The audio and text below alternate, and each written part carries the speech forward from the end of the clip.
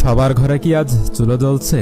আমরা যখন ইফতারের দস্তরখানে দামি খেজুর আর বাহারি মাংস নিয়ে মেতে উঠি, তখন হয়তো পাশের বাড়ির কোনো মা তার সন্তানের মুখে এক মুঠো অন্ন তুলে দিতে পারছে না।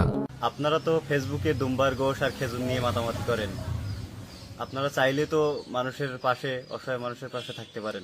আমরা ধর্মের আনুষ্ঠানিকতা নিয়ে যতটা সরব, আত্মমানবতার সেবায় ততটাই উদাসীন। অভাগা এই জনপদে উৎসব আসে, কিন্তু সবার জন্য নয়। ইউনিয়ন পরিষদের গুদাম থেকে যখন খয়রাতি চাল বের হয়, তখন তার বড় একটা অংশ চলে যায় নিজেদের লোক কিংবা সচ্ছলদের পকেটে।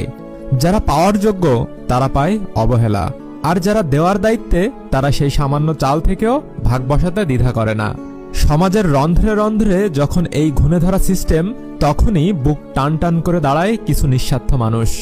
দেখুন এই মুখগুলো, এরা সখীপুর মানব কল্যাণ ব্লাড ফাউন্ডেশনের একদল পাগল সমাজকর্মী। তারা অসহায় মানুষকে তাদের যখন রক্তের প্রয়োজন হয় তারা বিনামূল্যে তাদেরকে রক্তদান করে থাকে।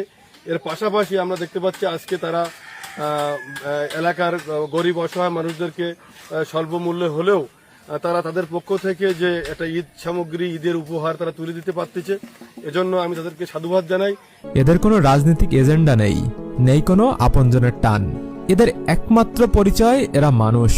পবিত্র রমজানে এই ক্লান্তিকর দুপুরে তারা ঘুরে বেড়াচ্ছে প্রান্তিক মানুষের দ্বারে দ্বারে। লক্ষ্য একটাই, ঈদের আনন্দ যেন শুধু ধনীদের ড্রয়িং রুমে আটকে না থাকে। এরা শুধু খাদ্য সামগ্রী বিলিয়ে ক্ষান্ত নয়, মানুষের প্রয়োজনে নিজের শরীর থেকে তাজা রক্ত ঢেলে দিতেও এরা সদা প্রস্তুত। রক্ত দেওয়া যেন এদের কাছে এক অন্যরকম উৎসব। সখীপুর মানব কল্যাণ ব্লাড ফাউন্ডেশনের পক্ষ থেকে আমি 27 বার রক্তদান করছি।